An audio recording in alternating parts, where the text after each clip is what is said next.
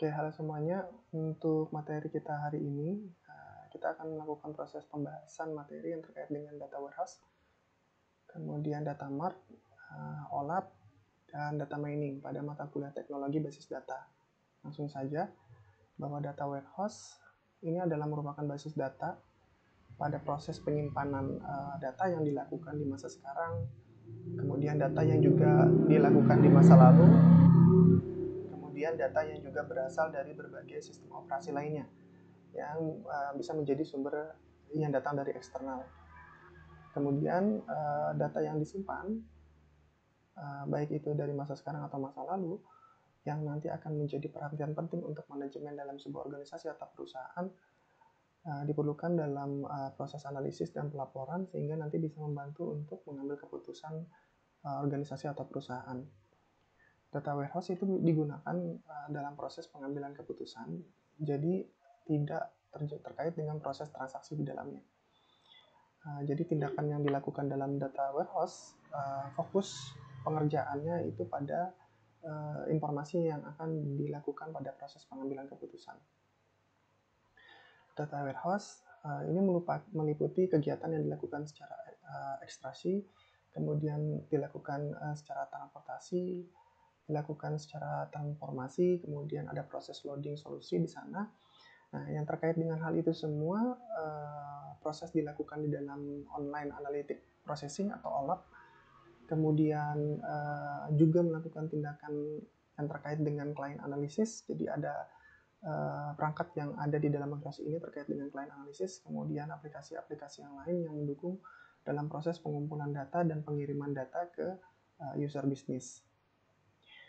Nah, ini kita contohkan di sini misalnya kalau ada data penjualan dalam model transaksi di luar dari proses yang ada, kemudian dihimpun dalam data warehouse dalam sebuah perusahaan, nanti pada saat data itu sudah memiliki analisis yang jelas dan yang tepat, maka nanti ketika ada yang kaitannya dengan proses permintaan dari user bisnis, misalnya di sini terkait dengan siapakah konsumen yang terbesar dalam mengakses atau menggunakan layanan kita atau jasa kita misalnya.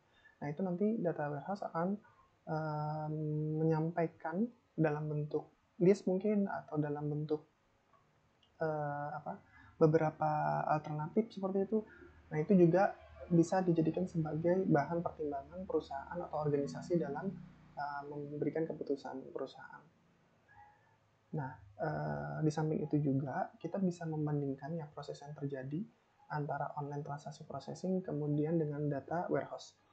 Nah, perlu untuk diketahui bahwa yang dilakukan dalam proses online transaksi processing dan data warehouse itu terkait dengan beberapa hal atau beberapa kategori. Yang pertama terkait dengan masalah indeksis. Nah, ini pada struktur database yang diolah pada online transaksi processing itu hanya beberapa saja indeksisnya, sedangkan pada data warehouse yang sifatnya adalah multidimension itu memiliki banyak sekali indeksis di dalamnya. Nah, terkait dengan irisan dalam beberapa data atau kaitannya dengan relasi di sana, di online transaksi processing ini banyak sekali kegiatan yang terkait dengan query join, sedangkan pada data warehouse itu mungkin hanya beberapa saja yang dilakukan di sana. Nah, terkait dengan duplikasi data yang dimiliki oleh online transaksi processing, ini harus dilakukan proses normalisasi dulu ya. Jadi normalisasi yang dilakukan ini bisa dilakukan pada bentuk pertama, kedua, sampai bentuk ketiga. Juga bisa dilakukan di DBMS Data Warehouse. Nah, hanya saja di DBMS Data Warehouse biasanya ini tidak sampai pada level keempat atau level kelima. Kemudian ada tindakan rare di sana, tindakan yang kaitannya dengan data yang digunakan. Nah, data yang digunakan ini kalau di oleh TF ini bersifat pengkhususan, sedangkan kalau di data warehouse ini sifatnya lebih umum. Nah, perbandingan yang lainnya antara perbedaan data warehouse dan oleh TP atau yang kaitannya dengan online transaction processing. Untuk beban kerja dari data warehouse ini memang didesain untuk menampung banyak query. Kalau di online transaction processing biasa, itu mungkin hanya mendukung beberapa transaksi saja. Nah, di dalam data modifikasi pada data warehouse ini bisa dilakukan update secara berkala. Jadi menggunakan teknik modifikasi data sehingga nanti user itu tidak langsung berinteraksi dengan proses pengupdatean data. Nah, sedangkan pada proses online transaksi processing ini harus dilakukan secara manual ya oleh user, sehingga perlu dilakukan updating data secara rutin. Nah, berdasarkan skema dari desainnya untuk data warehouse sendiri, ini biasanya memang sudah ternormalisasi. Jadi sebagian bahkan memang tidak ternormalisasi secara keseluruhan. Nah, sedangkan pada online transaksi processing ini harus dilakukan proses normalisasi dulu sehingga nanti datanya bisa lebih konsisten pada proses untuk melakukan update, insert atau delete. Kemudian perbedaan yang lainnya adalah cara melakukan operasi. Nah, untuk data warehouse pada saat kita melakukan query, jadi prosesnya dilakukan dengan banyak baris atau ratusan data. Misalnya contoh data penjualan ya, dari semua konsumen yang dilakukan di akhir tahun. Nah, kalau online transaction processing ini biasanya hanya mengakses pada rekor-rekor tertentu dengan fungsi untuk mencari order atau mencari data yang lain kaitannya dengan konsumen.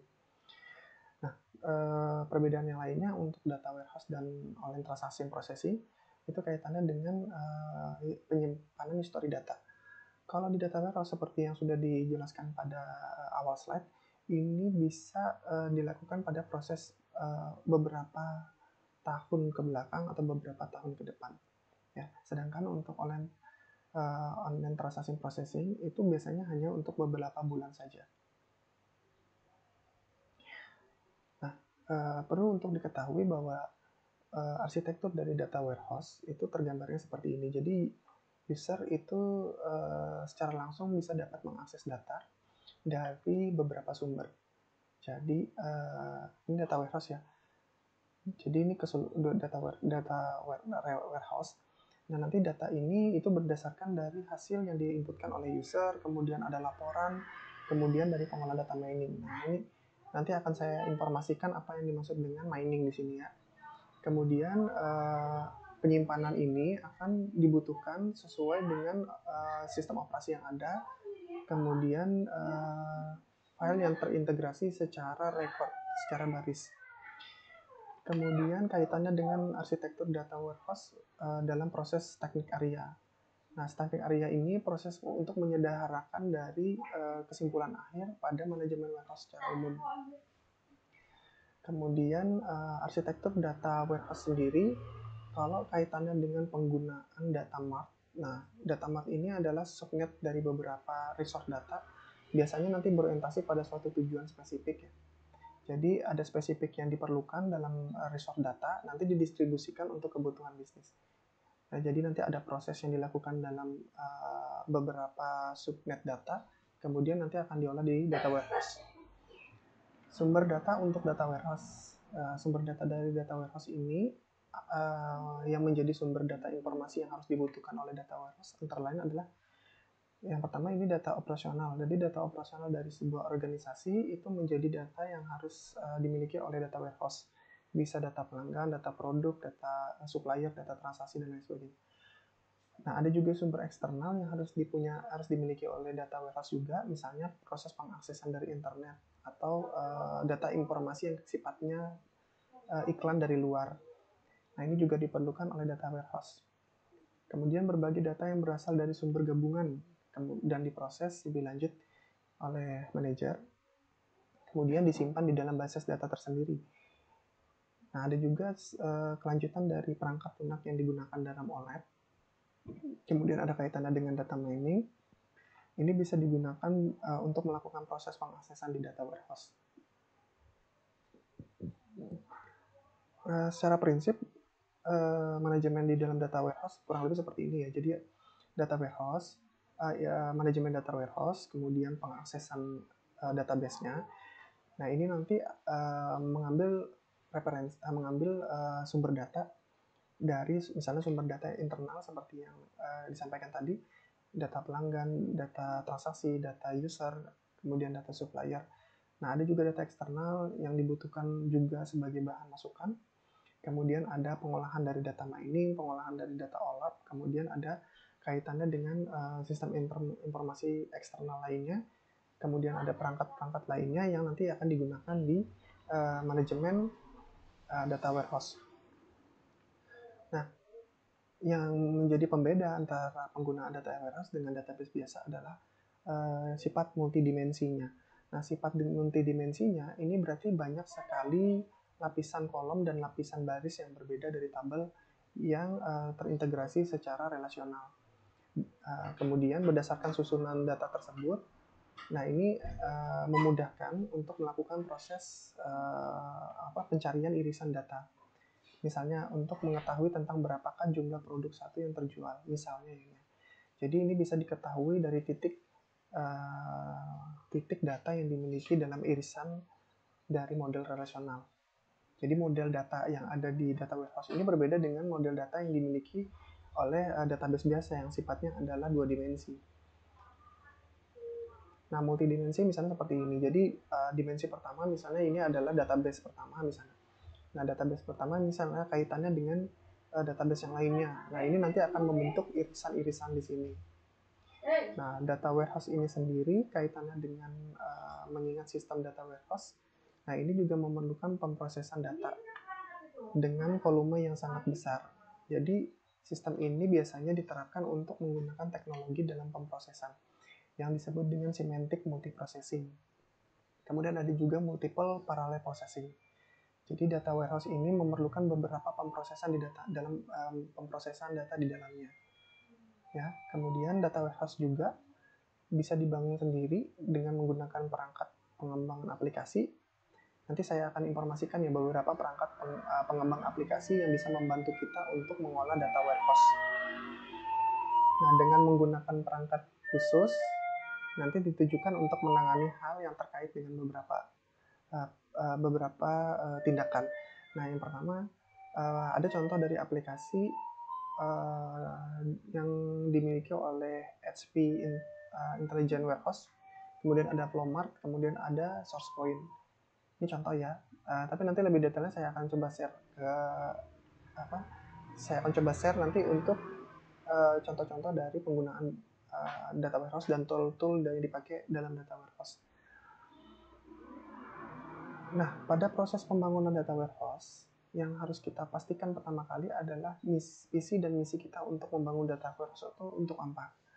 Jadi kita membangun data warehouse itu tujuannya untuk apa? Kalau tujuan kita hanya untuk membuat database saja, kita bisa membangun menggunakan database biasa. Tapi kalau tujuannya adalah untuk mengetahui, menggali, dan apa yang bisa menjadi prediksi dari perusahaan yang kita jalankan ke depannya, kemudian itu juga membantu kita dalam mengambil keputusan, maka membangun data warehouse itu sangat diperlukan. Nah, kita juga harus mengidentifikasi data dari basis data operasional yang kita miliki ya. Kemudian menentukan apa saja yang menjadi data dalam perusahaan kita atau organisasi kita. Kemudian kita lakukan standarisasi di sana dalam proses penamaannya. Ini kaitannya dengan arsitektur dari basis data ya. Terus kita lakukan proses perancangan basis data. Kemudian kita akan melakukan proses pembangunan kebijakan. Nanti data yang kita masukkan, data yang kita simpan itu adalah apa saja. Nah, itu kita tuangkan dalam kebijakannya. Hal ini diambil untuk mengantisipasi hal-hal yang terjadi yang kaitannya dengan proses pengambilan keputusan. Kemudian proses penarikan data. Nah, bagaimana cara kita untuk melakukan proses penarikan data? Nah, ini juga harus dipikirkan pada saat kita membangun data warehouse. Kemudian tadi ada disampaikan kaitannya dengan beberapa data input. Nah, data input ini salah satunya adalah data mart.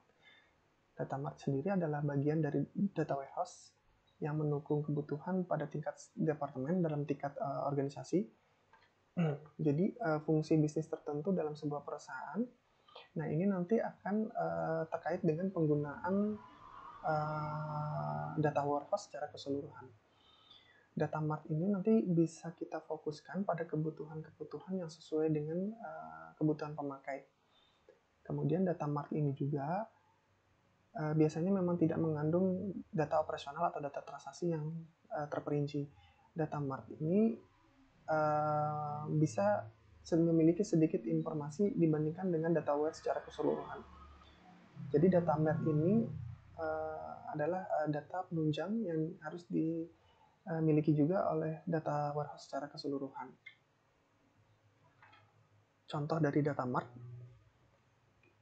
ada smart mart, ada visual warehouse, ada power mart. Jadi untuk penggunaan data mart ini menjadi penunjang yang bisa saja kita perlukan atau bisa saja mungkin tidak kita perlukan secara langsung. Kemudian ada yang dimaksud dengan OLAP atau Online Analytic Processing. Nah, ini adalah sebuah pemrosesan untuk melakukan manipulasi pada skala besar. Jadi ada skala besar yang dilakukan seperti gambar ini ya, seperti gambar yang ada di multidimensi. Ini. Nah, ini pengerjaannya itu dilakukan secara OLAP, kemudian ada tool yang dipakai ya, ada tool yang digunakan. Nanti saya sampaikan apa tool yang digunakan dalam penggunaan online analytic processing. Nah, kemudian data multidimensi bisa dimodelkan sebagai sebuah atribut dimensi dan atribut ukuran. Contoh misalnya nih, kalau untuk atribut dimensi, misalnya ada nama barang, kemudian warna barang ya. Kalau misalnya dicontohkan ukuran, misalnya jumlah. Jadi yang kaitannya dengan nilai itu bisa kita letakkan pada penyimpanan jumlah. Misalnya kita punya data contoh 2 dimensi ya. Nah, contoh 2 dimensi ini misalnya penggunaan data ke bawah, data secara horizontal dan data secara vertikal. Data yang dilakukan secara kolom dan data yang dimiliki secara baris. Jadi kita punya, kalau kita di basis data biasa, ini kita harus memerlukan perintah join di dalamnya. Jadi untuk tabel kota dan tabel triwulan ini nanti saling mengandung relasi, sehingga nanti secara visual data yang dimiliki tampak 2 dimensi seperti ini ya. Kemampuan OLAP yang pertama adalah konsolidasi. Nah, ini ada pengelompokan data. Jadi ada pengelompokan data di dalam tindakan yang dilakukan oleh OLAP seperti tadi ya. Jadi ada kelompok data dari daerah, kelompok data dari tahun, kemudian kelompok data nilai. Kemudian ada drill down. Drill down ini penelusuran ya. Jadi ini merupakan kebalikan dari konsolidasi yang memungkinkan data bisa kita jabarkan secara ringkas menjadi lebih detail. Kemudian ada yang dimaksud dengan switching atau ditching. Ini istilah yang ada di tabel pivot ya. Jadi nanti saya lihatkan contoh tabel pivot seperti apa. Jadi ada penggambaran sudut pandang yang bisa kita lihat dari tabel multidimensi yang sudah dibuat. Nah, ini contoh tabel pivot. Jadi ada tampilan dari tabel yang ini adalah tampilan tabel irisan dari beberapa tabel yang saling berelasi. Tabel yang pertama ini ada rasa, kemudian ini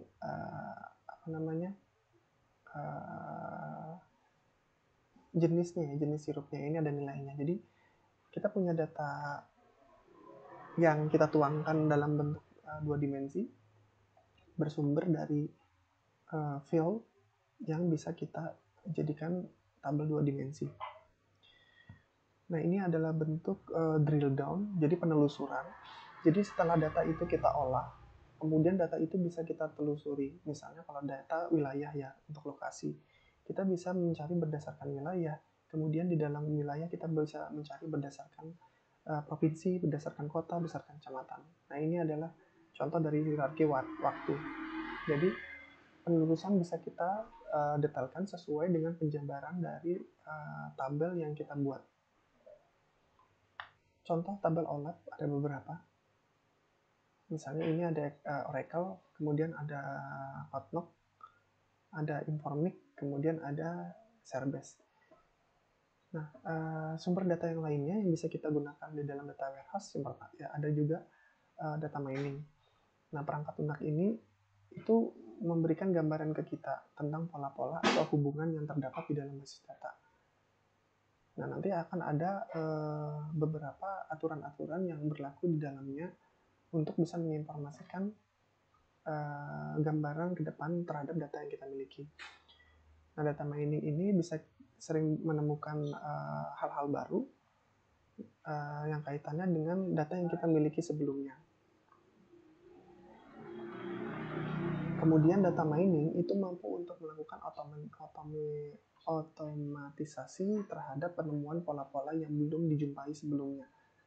Kemudian ada analisis data yang dilakukan, misalnya dicontohkan ini ya, misalnya ada penjualan retail untuk mengidentifikasikan produk-produk yang ada.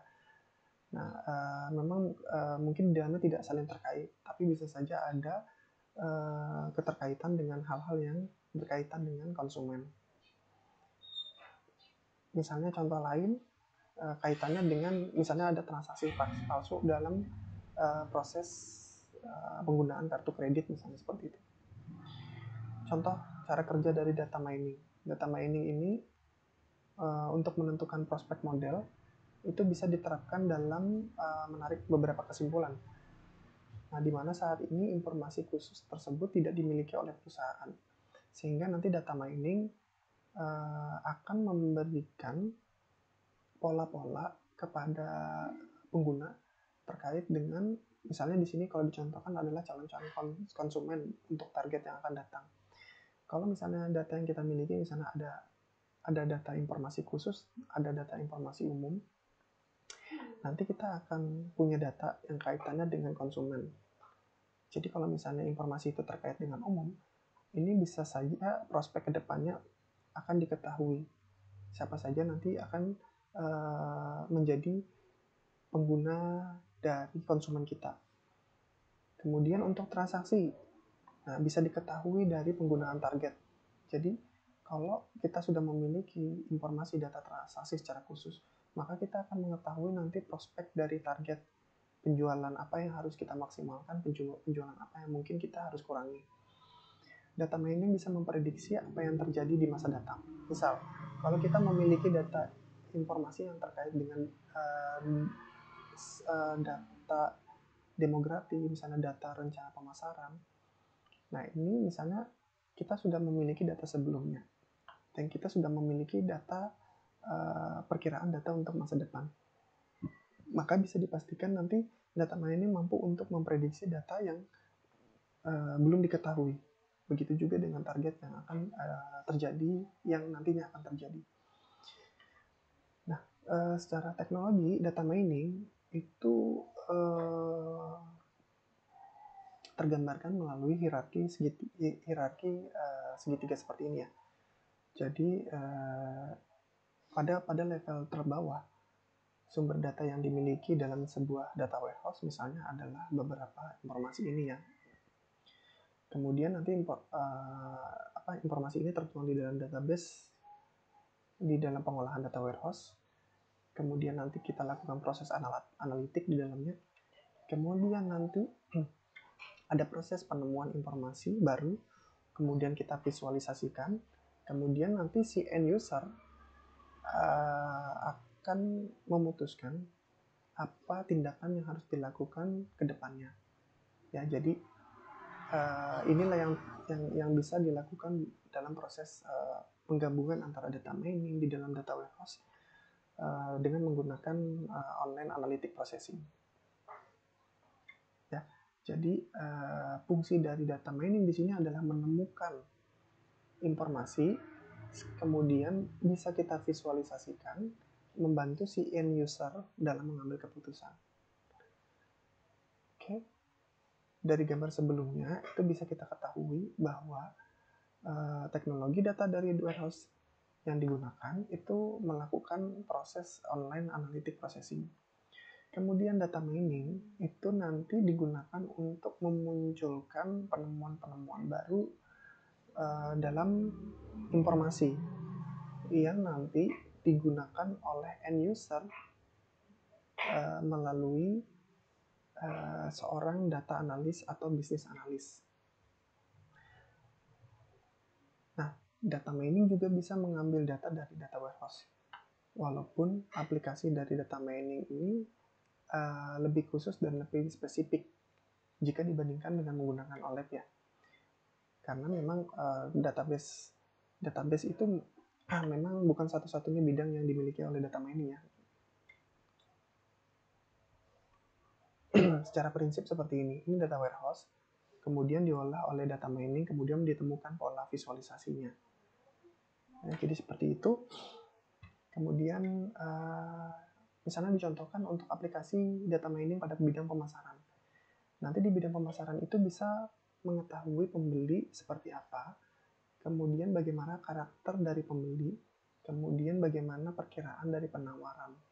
Kalau di bank itu bisa mengetahui kalau misalnya ada yang menyalahgunakan kartu kredit, kemudian bisa mengetahui mana yang pelanggan yang harus diprioritaskan, mana yang tidak. Biasanya seperti itu.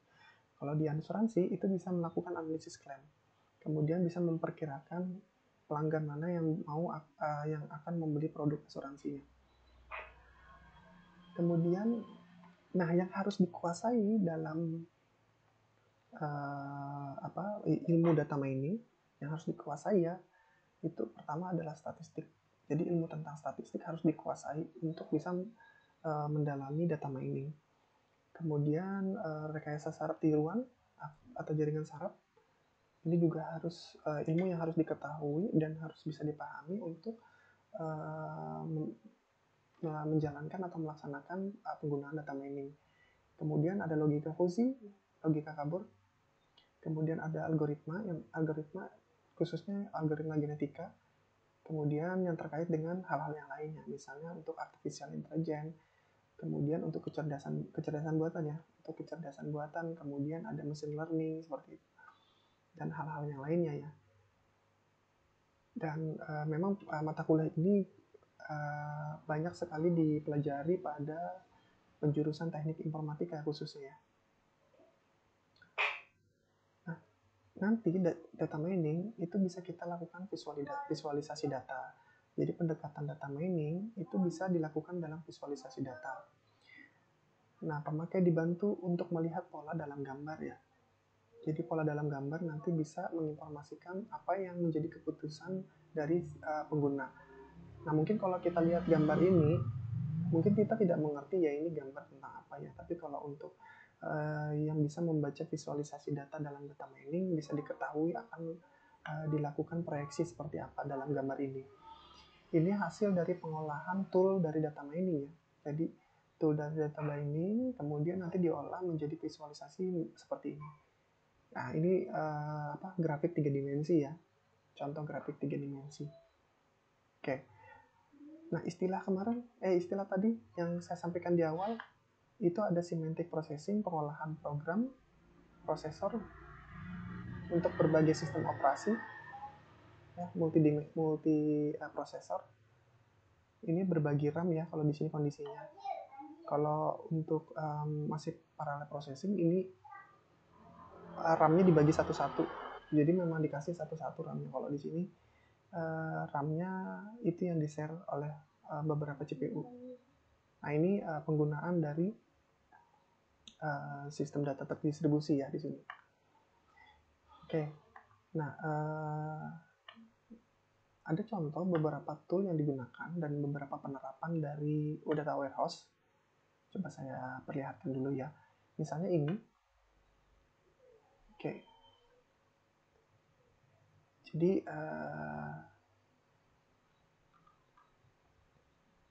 Talent Data ini adalah data warehouse ya. Jadi ada yang perusahaan talent untuk data warehouse, kemudian ada juga Amazon Redlist, ini data warehouse juga. Kemudian ada Panoply data warehouse. Terus ada dari Google, nah ini BigQuery. Nah ini satu paket dengan Google Workspace ya. Kemudian, nah ini ada software dari IBM untuk pengolahan data warehouse. Oke, kemudian, nah ini untuk teknologi dari data mining ya. Jadi Oracle juga punya teknologi data mining. Nah ini contoh dari penggunaan tool data mining ya. Jadi nanti di sini juga kita bisa pelajari tentang penggunaan aplikasinya, kemudian dari toolnya ini nanti bisa menginformasikan ke kita terkait dengan data mining kita. Kemudian ini bentuk layanan ya, bentuk layanan mereka yang kita tinggal pakai saja gitu. Jadi kita tinggal menggunakan layanan transaksi di data warehouse mereka, kemudian nanti mereka menyediakan fasilitas yang terkait dengan data mining. Kemudian ada wrapper mining. Jadi kalau ada yang mau lanjut penelitian data, nah itu bisa menggunakan rapid miner ini ya. Ini bisa untuk melakukan proses penelitian data. Ini machine learning juga di sini, artificial intelligence juga bisa dibahas di sini. Kemudian ada juga visualisasi data. Nah ini produk dari Domo ya. Jadi ini produk dari Domo untuk menggambarkan visualisasi data. Contohnya seperti ini. Jadi nanti tergambarkan dalam visualisasi data ya. Jadi visualisasi data 3 dimensi. Ya, seperti ini ya. Oke.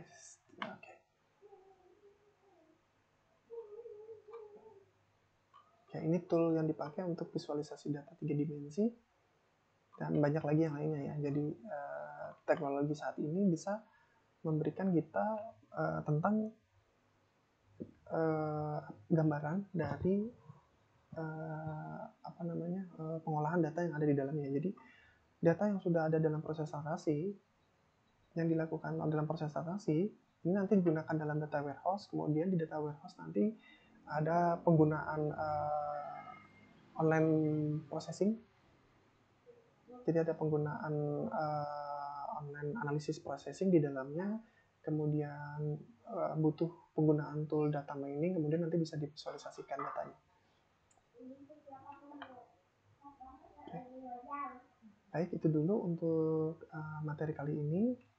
Semoga bisa dipahami, dan mohon maaf kalau ada salah kata atau salah ucapan dan salah informasi. Kita akhiri. Oke, terima kasih.